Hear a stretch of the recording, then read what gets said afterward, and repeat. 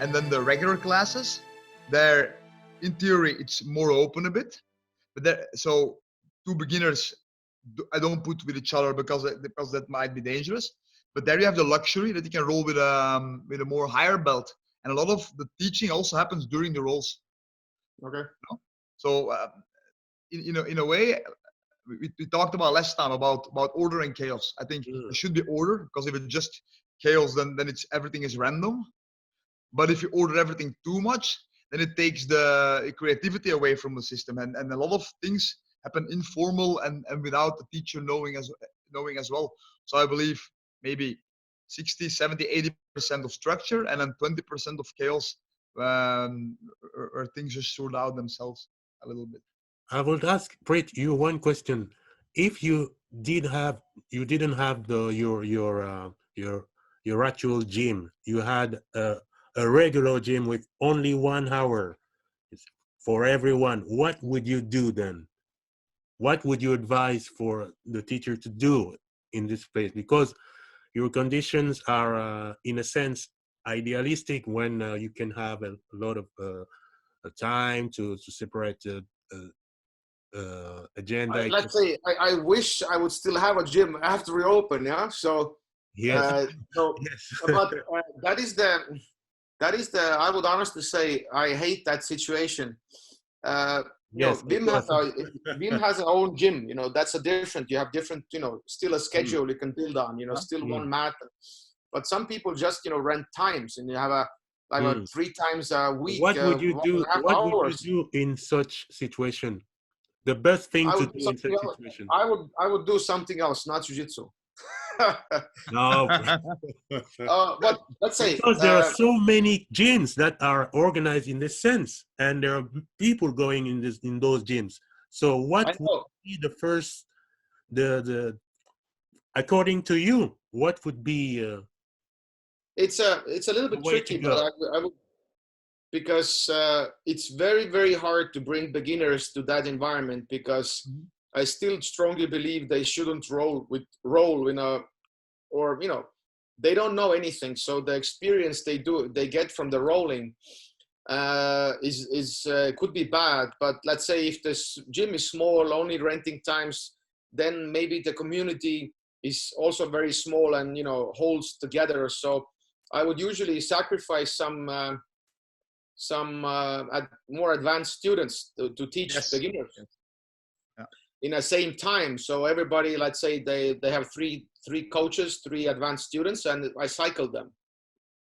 So not one person sacrifices their teaching. So one class is by one, second class is by, so they cycle and they get some benefits also, maybe a private from me every week, whatever, those coaches, I mean.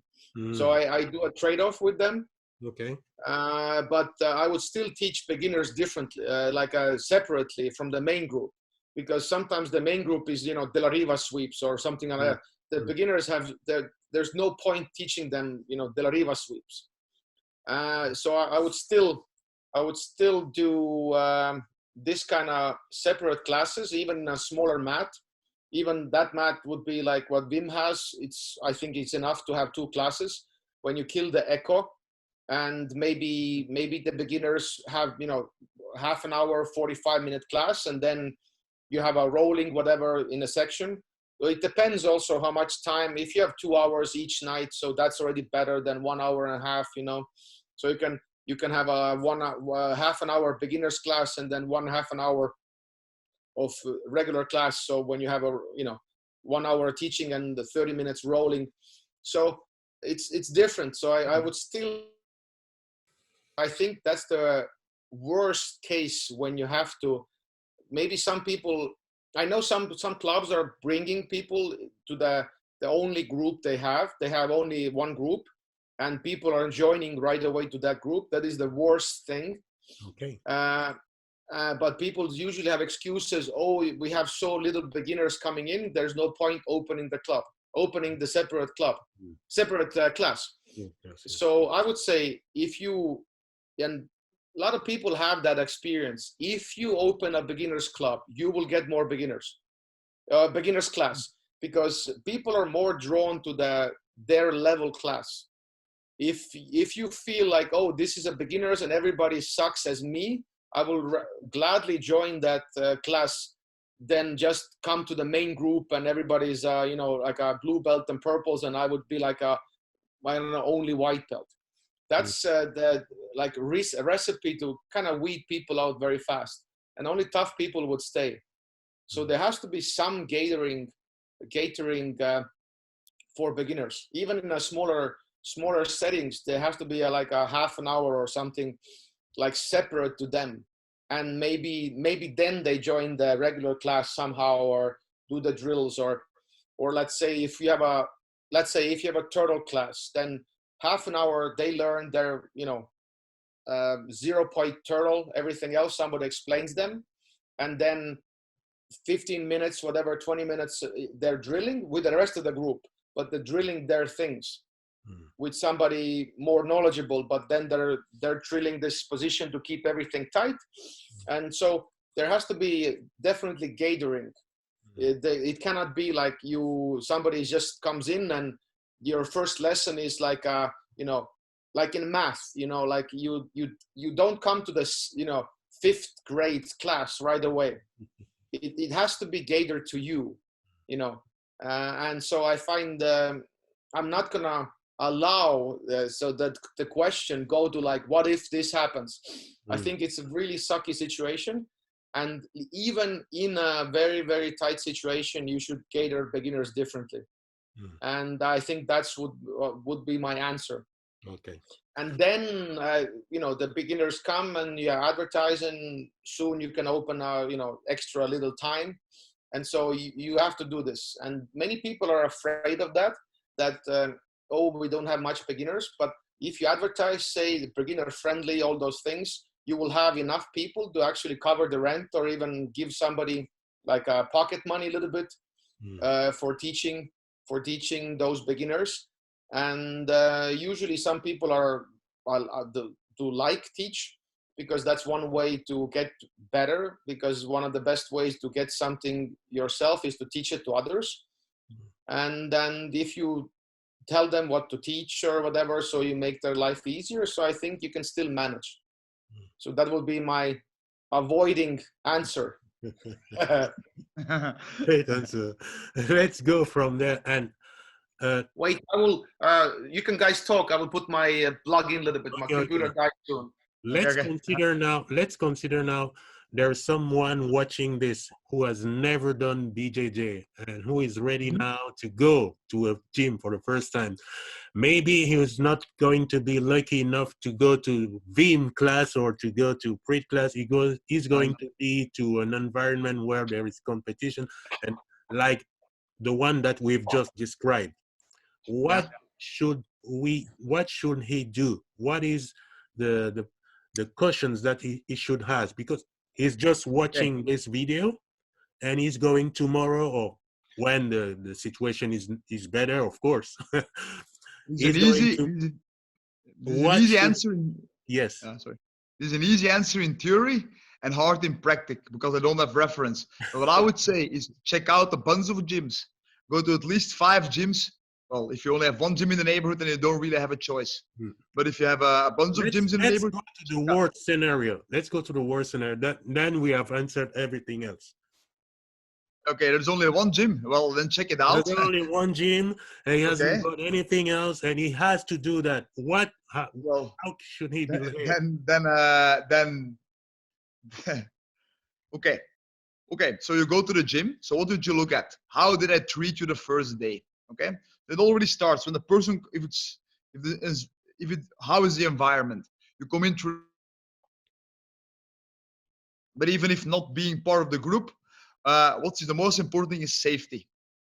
If you feel they go way too hard on you as a beginner, and the coach does not address this, then stay away. Because then it's dangerous. And if you feel they go way too soft on you, where they don't do anything at all, or they don't even do sparring, then also stay away. But not because it's dangerous, just because you're not going to learn anything. So go for the good balance in between. So I would say if it's only one gym in the neighborhood and nothing else, and they're going way too hard and it's dangerous, then stay away. And go do athletics, go running, go do karate or go do something else. But don't go to a dangerous environment. Stay away from there. That's number one. And if they're too soft, then well, you can still stay there because it's still better than nothing, I would think. And if you have choice, then check them all out and go to the good middle ground. So what is the order? Safety first. Secondly, not too soft. Third, are they nice? Like friendly? Are they inviting? Because I've been to good gyms where they train safe. Everything is good. Like I've been traveling. I mean, visiting gyms where everybody is very good. They're safe. They're all dedicated and good, but they don't act you in a friendly manner. You don't feel part of the group. And I don't like environment like that. If everybody looks like nobody talks to you, or I mean, I don't feel comfortable in a place like that. You know, for me, it's important to be able to joke around, to have some structure and some ceremony, but not too much. Some discipline, but also not too much. You know, so that's so that's what I would think. Okay. Yeah. Great. And you, Preet, I don't know if you have heard the question. I heard the question. So I guess in a way I would just repeat differently what Wim said, I guess. Because I don't think doing jiu-jitsu or not, let's say not doing jiu-jitsu is the end of the world. If you only have one gym and if they're assholes, do something else. You know, I guess if you know, eventually all what we do, all sports in that sense, we learn the same things, you know. If you do like skateboarding or something, you eventually learn you know, you can argue that you can learn the same things, you know, making mistakes, making decisions under pressure, blah, blah, blah, blah. So if really the situation in your neighborhood is kind of bad, and yeah, you went there and you feel they're assholes and stuff, I would say also go a couple of times. Like go first time and then maybe just look around and watch the classes. Go second time, try a class. Don't be a white belt person. Like even if you don't know anything about jiu-jitsu, you can still, if you feel somebody's going too hard, you can always say no or something. So if you feel there's point of trying things, but if it's really bad, do something else. You know, gymnastics, run, do physical training or something. If you have financial freedom, write to other city, check them out, you know. And it's always the cost and benefit thing, you know. If it makes sense, you have financial freedom to do and go to other city a couple of times a week, why not? If you really love jiu-jitsu, then you see a value in there. If you don't want it, do something else. I always say that it's not the end of the world. You like jiu-jitsu because, you know, I like jiu-jitsu because I'm good at it, you know. Because and then it's like hard to do something else, but eventually if I would do something else long enough of time, couple of years, I would become good and would be easier to abandon jiu-jitsu, you know. So we're in this environment because I'm good at it, you know. It's very comfortable. I feel a home and I feel respected and all those things.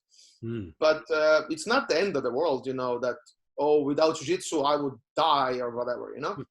Right now in the quarantine, I don't spend, you know, at the moment at least, I don't watch so much videos. I don't watch DVDs. I'm you know, I'm doing what I'm doing, what I explained before, you know, helping my wife's dad and, you know, playing games and maybe took one hike. But I don't feel like, oh, now I'm watching like 20 hours of DVDs in, I'm taking actually a break from jiu-jitsu a little bit. I'm forced break because, and everything goes to shit. I have to do something else in life.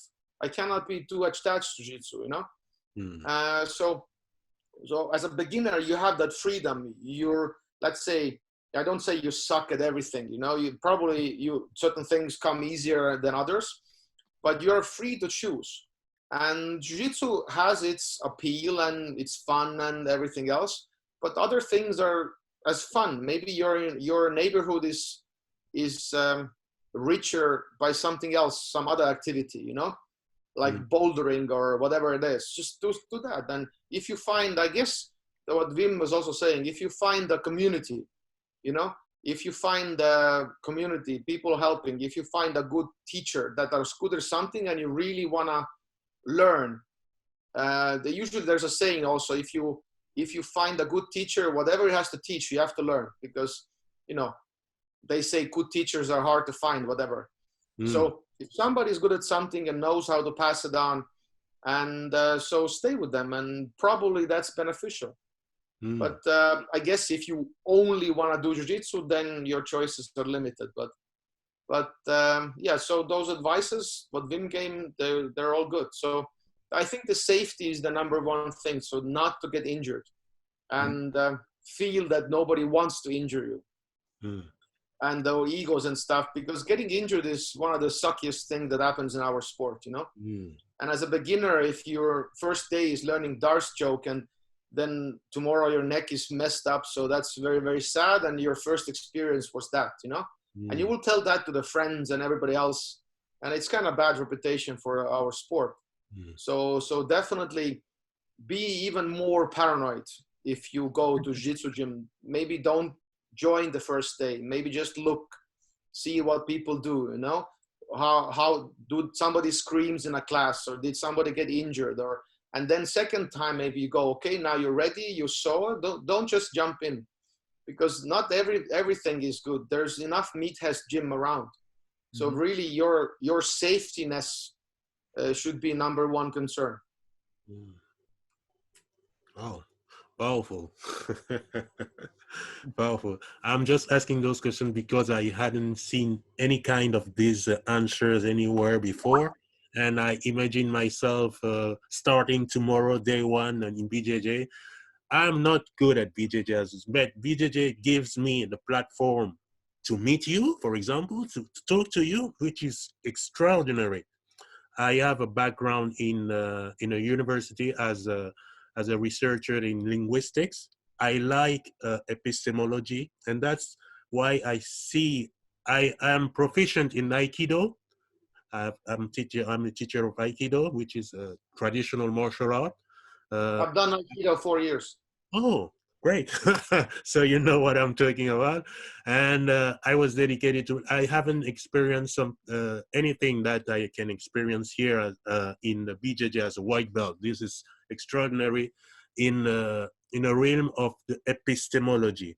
So I insist on it because this is an opportunity to learn so much in ourselves and in the world with this platform of BJJ. So a white belt who comes and leave, I feel it is sad.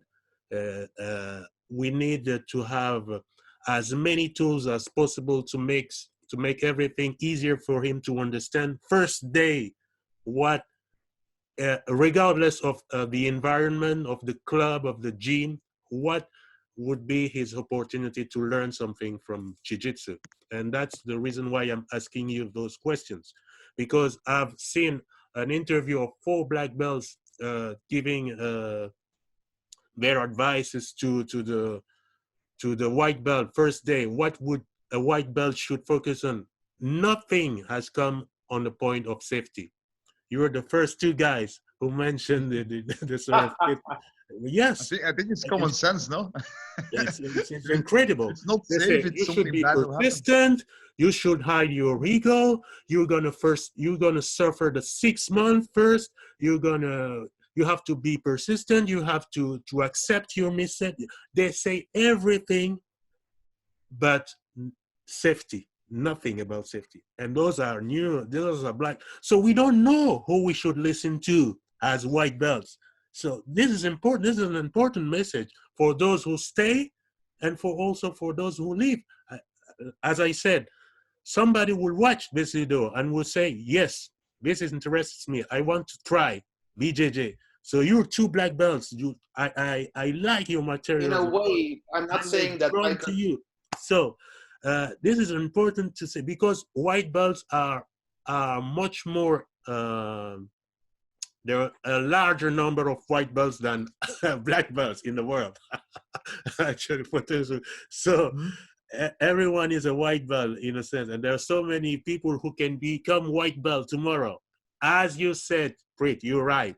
BJJ is not the end of the world. I am a musician, I am a salsa teacher, I do so many different things, but BJJ can bring you something which is tremendous, intellectually, mentally, and physically, all the same. I haven't met that anywhere else, with people interacting, but I do quite a things that are different. As I said, I am a musician.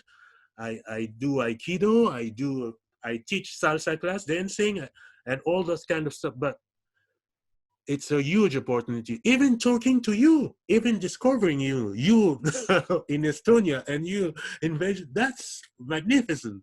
And for just for that reason, I believe we should care for white belts more, and this is missing.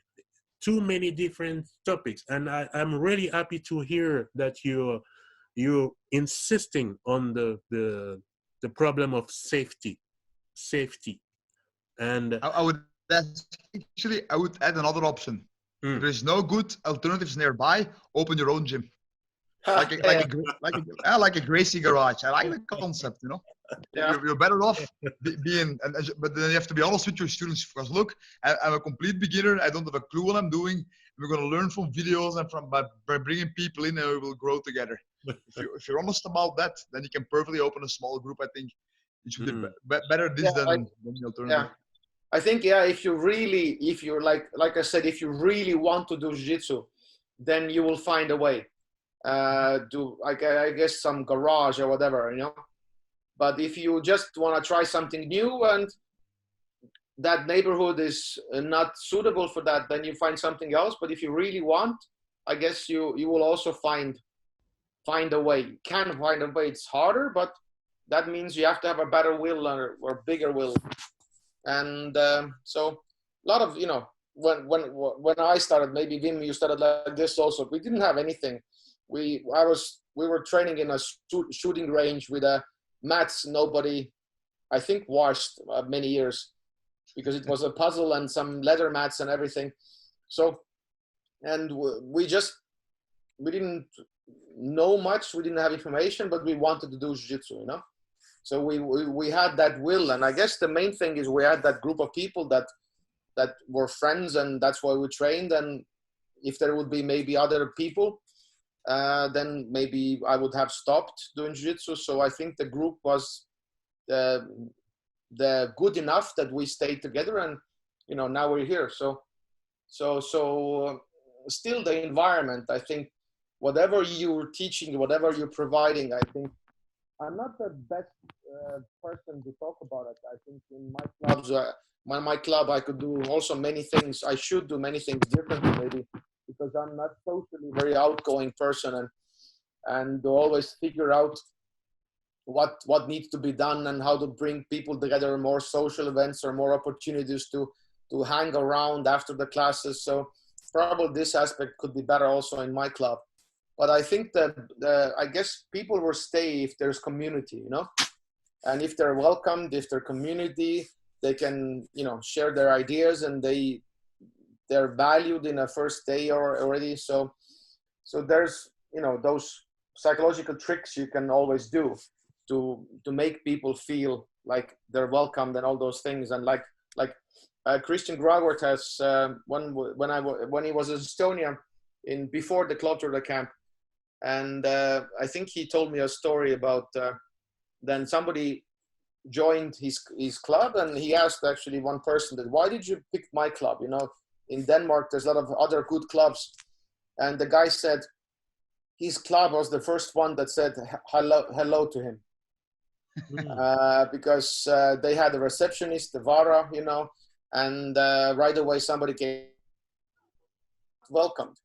And if you go to the martial arts gym and nobody talks to you, and you know, you see sweaty people and a lot of fighting going on, it's still intimidating. So I definitely feel that, you know, that beginner's experience, I don't want to go like it's the most important, 100% everything should go to there. but it's important enough that that we should consider. And it's not about, most of the people don't remember techniques. You know, nobody cares in the first day of De La Riva sweep or some other stuff. They usually remember different. They usually remember the feeling, how they felt. So that's I think we should consider more. I've been to gyms myself, like even in the last years when you come in, when I travel and I want to train at the spot where I am, and nobody says hi to you. It's intimidating. Even now as a black belt and having more experience, it's very intimidating to go to a place where everybody is rolling and sweating and grunting and nobody says hi, especially if you're in another country. It is very scary. So it's even worse if you're a complete beginner. I fully agree on that. Yeah. Wow, that's amazing. I'm glad to have your opinion on this. So I don't know, you don't have the opportunity to talk to each other most of the time. I would ask the final question because we have talked a lot. Because you've mentioned, both of you, that you are fan for each other, so I would ask you publicly, Wim, what is the point that you appreciate the most about Preet, and then to Preet the same question also. First of all, open-minded. Yeah. Right. It's a good question. Though. He doesn't seem to agree. Open-minded, and we seem to agree on many things. And is that how can I say? Do we? Then is a question why do we agree on many things because those are absolute truths we discovered independently, or is it because how can I say? This is a hard question now. I know what you mean. Yeah, or is it because we're both open-minded and that's the thing. But that's the thing I appreciate the most. And for me personally, what happened a lot was, like I already said in the first time we met, I think in Leuven, this first time I talked about this also. So I had, as a purple belt, I started teaching like certain postures, and I always had a lot of resistance of my own gym. Yeah, look, if this was so good, then why does nobody do it? So you know better than the greats, and I'm not saying I know any better, but it seems to work for me, and I cannot teach anything else than what I perceive to be true myself. So talking with Brit and seeing his things for the first time gave me trust that I was on the right track. Okay. And for me, a lot of professionally and personally, a lot of improvement has been made because of this. Because maybe 5 years ago, when the Murring Principle class in Leuven, that was the first time I opened and said, man, look, and for me it was very intimidating because you open yourself to a bigger group and say, look, I got a good concept here, and I think it's all around in jiu-jitsu, and it's just like a fancy name you give it. But for me, it was very, very scary at first, and then afterwards we talked together. Look at it, and then you get trust, and because I got the trust, I got more certain of myself, and I got the faith to pursue that path, and that's helped a lot. Okay, so that's it. I hope that was an answer. Right? Great. Yeah, it's tricky because it's one way. It's easy to like somebody who agrees with you, you know, and that could be like very biased, that you look for people that agree with you, and then we're open-minded. You know, it could be a very closed-minded group that people, you know, seems to understand each other. So I want to dismiss that right away. So I kind of agree that we are, you know, open-minded but I think me and Wim and some other people also, we're after something, and I guess we're approaching that after something from different angles a bit, but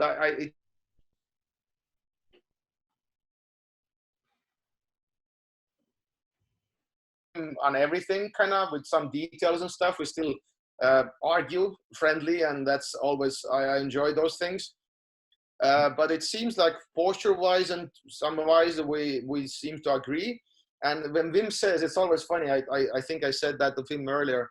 When he got more confidence when he saw what I did, I actually got more confidence to seeing what he did. Whoa. Because he's, A virtuous circle. Wow. yeah, exactly. It's because, always Wim's competition record, and he's competing way more than I do, and more experience in that field by testing, meeting a lot of people, and a mat also. So when I still remember the Leuven camp, when Wim was also talking about stacking in close guard and putting like a straight post next to the head and kind of stacking and opening. So I was back then developing my ideas of stacking. So I was really surprised that Wim was doing this, and then I kind of checked out who is that Wim person, and so person has competed a lot and owns his own gym and everything else.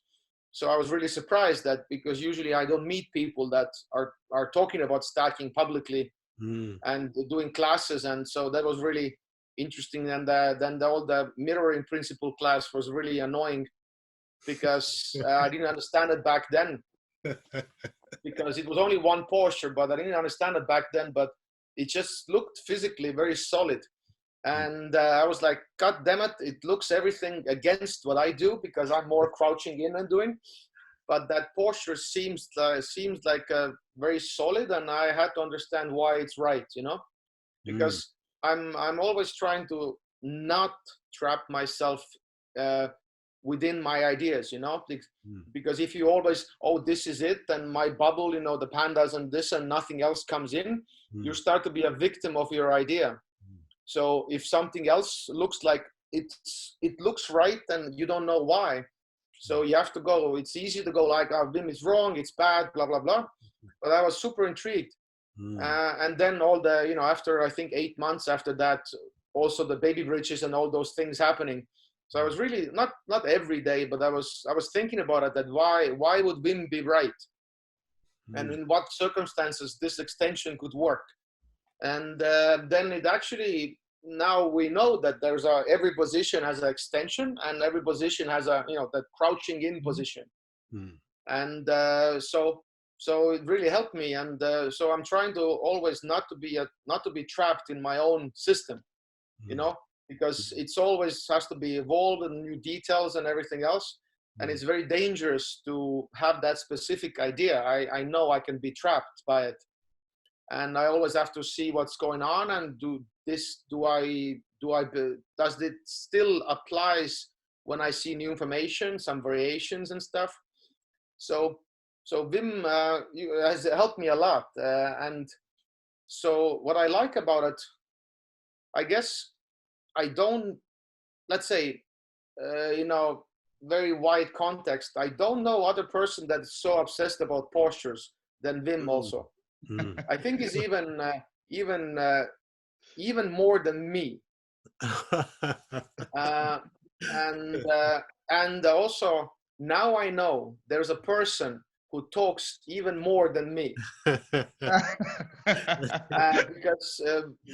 I like it. Yeah, because when Wim is explaining stuff, and it's very posture oriented and very nerdy about things. So some people are also like talking about postures, but my exposure to people is not like worldwide. I haven't seen them all, but I would say this fascination about postures and stuff kind of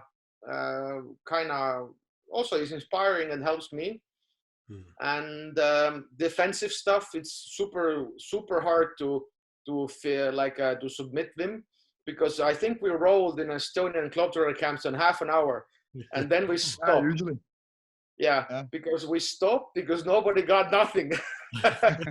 And in some half an hour, I think we both stopped. I was like, okay, let's do something else. It's always an awkward moment.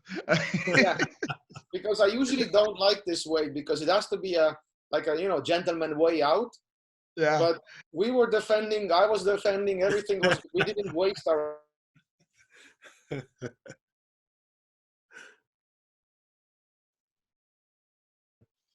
And we're like, okay, very cool. Next time I So put a timer, Prit, to make it not yeah, awkward. Just put a timer next time. yeah. Okay. So and yeah, so and I think I feel with not everybody, because some people are more, let's say, some people I can't argue with because they're really stuck in their ideas. A little bit higher people, they're really stuck, and it's really hard to kind of push through that wall. And that some people I talk to are too accepting of my ideas. But I find also with Wim, I think I'm not afraid to argue with Wim.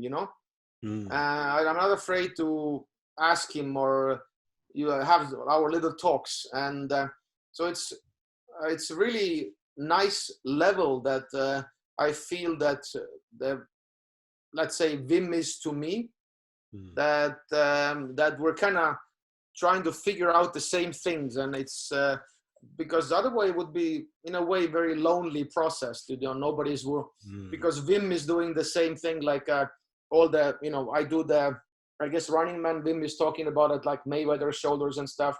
So we're doing a little bit the same thing. Yeah. So, and it's fun to see when Wim is rolling, and like I said, competitor, that he actually comes up with a similar things, that some versions that he does something differently, and I was like, why he does this and why is that. So, and it gives me like a partner in crime, that I'm not alone in this. Like I so because he comes up with something, so I have to go, that's interesting. So it kind of pushes me also forward. Okay. So it's somebody to talk to, and like about those things, so occasionally. So I kind of like it. So yeah. For me the same thing. It's true. Like, And also what drives me is always I don't know, I come up with this, so what else is there, what else can we invent just to keep it fresh, yeah. What is the next topic? Yeah. Yes, okay, but not it doesn't only influence both of you, but me, for example, when I first saw your video preach, I was scared because of the way you were talking to me. I was scared, but I insist on watching the video, and I thought to myself, maybe one day I will see the guy. So today we are talking, not because you were sympathetic at the beginning, but because of the point you're mentioning. We're all seeking for this kind of thing, because I'm only a white belt. But there is something that we want to get close to. It doesn't matter the level, actually. This thing of the truth, seeking the truth always is something that can draw you to the areas that you don't even know would exist. For example, this conversation to three. And I am happy to see that your video, your first, don't do this, just don't do this, feel fit this. And Wim, the mirroring principle, it was so weird. And it helped me a lot, because I have to say that we are you are the examples, you are the leaders in the way you teach, but most of the time we learn techniques, we learn the regular way most of the time. So that's the reality. So it's refreshing to see your material on video. You can not imagine how much it can help people. I'm living in France. Here we speak French. Your video are not translated, so I have to see them by myself, to rewatch, to process everything by myself in my own way, and then try to use it in my way. That's also the reality for white belts out there. That's the new reality. We have videos, many videos. You didn't have, at your time, you didn't have anything, but we have quite everything now, everything. So when we have to choose, we have to analyze. As I told you, there are black belts who would not mention the aspect of safety. There are many of them, many of them. But Pros. who should we listen to? Who should we listen to? So by coming across your material, Preet, and you, Beam, that was a bliss for me. So I am very grateful, and I believe that the white belts, the future white belts who will watch this video would be also thankful to you, because this is really important for the choices and for the way you put things in perspective. So I'm really grateful. I also appreciate it, because I think we have to, before it wasn't information, now it's too much information. Yeah. And I always said that we should all argue way more, because let's say everybody cannot be right. So that's very important. Yeah, because that is very, very important. Because if we assume everybody's right, that is super dangerous, Yeah. So we have to challenge ideas, and people probably, I would say, knowing what I know now, people should challenge their own ideas before making them public, and teaching something or saying something, because they can be challenged. And there's so many, like, let's say, weird stuff out there that again, like white belts, beginners, they have to choose, because they don't know if that guy is talking truth, or that guy is right, that guy is wrong.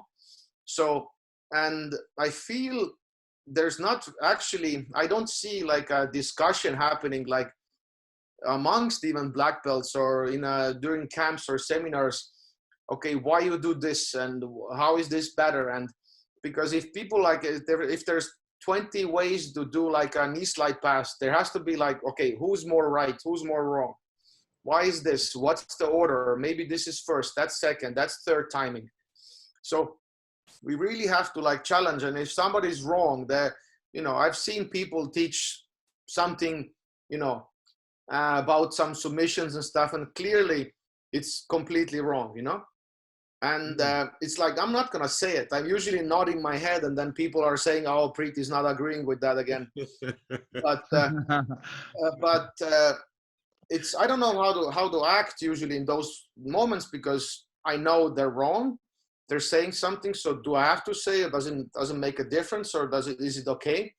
So I feel yeah, it's a very, very weird situation the new white belts are in, because there's so many things out there, so many variations. Yes, of course. And so many ideas that if you see Bim stuff or my stuff, you can also say, oh, those guys are crazy, let's avoid them, But I guess I don't mind, because, in my stuff, usually I call them first adapters. And they're, because I sometimes sound very dogmatic and very, total, kind of absolute. So there's already enough people that do my stuff, and they're spreading the word. So it's a slow process, and then so I don't know how to fix this, that everybody has a voice, because like they say, everybody has an opinion, and you have right to have your opinion, but that opinion is also can be ridiculed. So that's the bad thing with all this YouTube and everything else, that everybody has a voice, but not everybody should be heard. So because that is also dangerous in politics or whatever, everything. You can have your opinion, but your opinion can be also destroyed. So first, if you speak your mind, be absolutely sure that you have something to say, because not only, oh, I can do this and that. No, just, it's making things messier. So I feel in jiu-jitsu also there's a lot of information, and we should have more like maybe automatically it happens during the years, certain variations of techniques survive more and certain are weeded out. But I think the discussion, like you have in the scientific world, discussion about things could actually make it faster.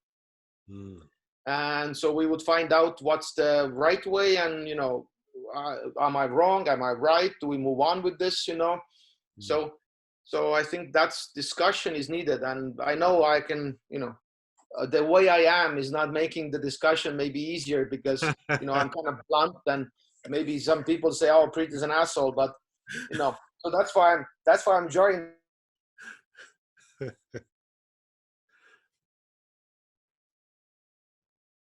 Still, we have a discussion and we can have a, you know, have a comparing ideas. So because it is about that. We don't have to, you know, we don't have to we don't have to dislike each other to disagree. You know, we can disagree with ideas and still like each other. It's not always, it's never personal, so to speak. And so I wish that among Jiu-Jitsu world more, the discussion and then killing the dogmas and doing things in a new way, because there's so many new ideas there. So yeah, that's my rant. One of the things that impressed me in your class, and Chris Payne's also did it, is saying, look, in the beginning of your class, look, if I'm wrong about something, call me out in the open and say it right away. And actually, we should do this more often. That's true, because like people often get too attached to their ideas. Like I say, if you challenge their beliefs, it's like you offended them, and that should not be happening. It's true. Because it is hard if you see someone in another class make a mistake, and you cannot politely react to it unless they give the opening. And yeah.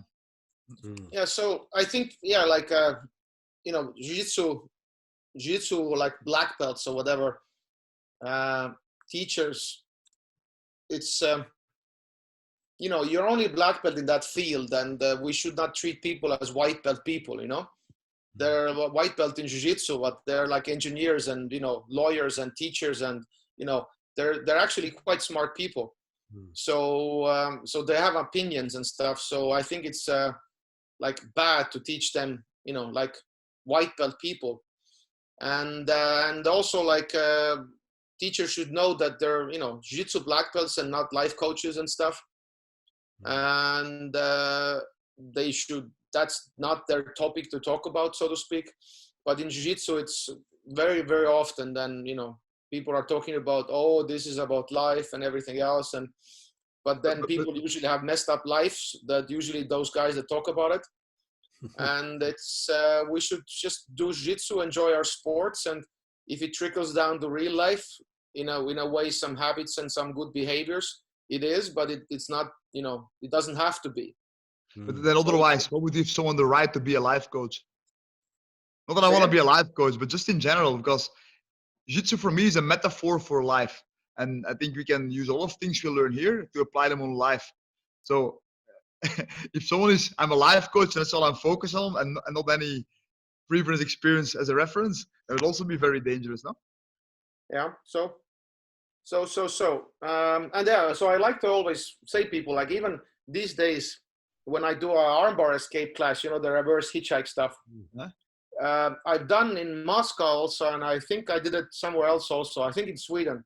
My seminar started, I let some purple or brown belt try to armbar me, like publicly. And I give them the S mount and just go for armbar. And if you can finish me, maybe we change the topic of the seminar. So I usually escape the armbar, and then everybody's intrigued. So I kind of do public testing, and I say, if I'm wrong, I will change the topic of the seminar because I'm that confident I can pull it off, you know? So telling me when I'm wrong is actually, you know, I appreciate it. So some people actually have told me when I said like small corrections, when I said, it was in Sun Bart's camp, I think recently, when I said backwards learning, or, you know, teaching things backwards. One guy that actually was an engineer said, Preet, you should use more reverse engineering as a term, because that makes sense and that's widely like, you know, used in a public. And if you say backwards learning, I think reverse engineering and backwards learning, maybe they mean different things, but I think a little bit. But he said, if you say reverse engineering, that I talked about an e-slide pass, that I always said that I teach the end first and then I go, you know, to the beginning. So it is like you have the technique that works and you reverse engineer it backwards to do like to go from less complexity to the biggest complexity. So maybe because the guy was engineer, so I was like, okay, maybe I use reverse engineering that connects to people more than just like, you know, backwards learning. So because that term seems to be not well known to people, backwards teaching, you know, teaching with the end in mind. So I usually like those kind of corrections. And I give right away people freedom to do that. If I say like stupid, call me out publicly, but if it can wait, you can talk to me like in a, you know, with in private, if you want to suggest me something, because, you know, having a random discussion in a seminar sometimes not very productive. But if I really said something stupid and clearly wrong, then why not call me out right away, you know? So I think that's I feel also not many people are doing, because that kind of sets the tone and relationship with people also, that, you know, guys, I might be wrong, you know, so call me out and I don't know everything. So I think that attitude with teaching something is important. Great. Guys, oh, Yeah. that was a really, really, really cool talk. I think I had as everything, there's so many value in what you're saying. I'm glad. Maybe this is the first and the first of a long range of meetings between you black belts and other black belts that would want to join, and maybe you're going to be you're going to have the reputation of being the most sympathetic black belt of the world soon, because now we have set the tone. And no, actually, because you're telling the truth, that's what makes you so attractive. I mean, that's what's attracted me to you. And him also, and that's the main thing I believe is going to attract more and more and more people around your ideas, both of you. And I did enjoy this first conversation. I don't know about you, but I am thrilled. I feel blessed to hear to both of you today. And I believe many people, many white belts, or also advanced people, of course. But I think about white belts first, and new future beginners that would listen to this video would appreciate a lot what you've said. And I thank you for your time and your ideas. And maybe you still have something to say, your sponsor and your it's the same as always. But I want to thank you for setting this up, and Preet for his time as well, and to give us I'd say like a moment to break this routine, because for me this lockdown has been mostly the hardest thing. Was always every day starts to be the same, so it's good to have a break from that. Yeah, I think and also it's important to, you know, have this mental exercise, not like every day and, you know, 8 hours a day, but occasionally it's kind of nice to talk about things and then let them be again, I know. So those kind of philosophical and those talks are necessary, and then we have to do, and then we have to do the action. But I feel occasionally I feel very you know, I want a little bit wind, let the wind out. And so it's, and like Wim said, it's like breaking the routine a bit, doing something else, you know. And then, so thank you for the opportunity. Oh, this is great. I'm going to release this one only in English, not in I will translate afterwards. But first in English, because we need to hear first your voices first. And because French people also need to learn English. Yes. You told me. So, but first I'm going to, because it has to be quick on her, so I'm going to release it really quickly, and then I will translate bit by bit your words. Thank you again. That was really amazing. I appreciate a lot. I thank you both for you. Thank you very much. Take care. Bye. Bye-bye. Thank you.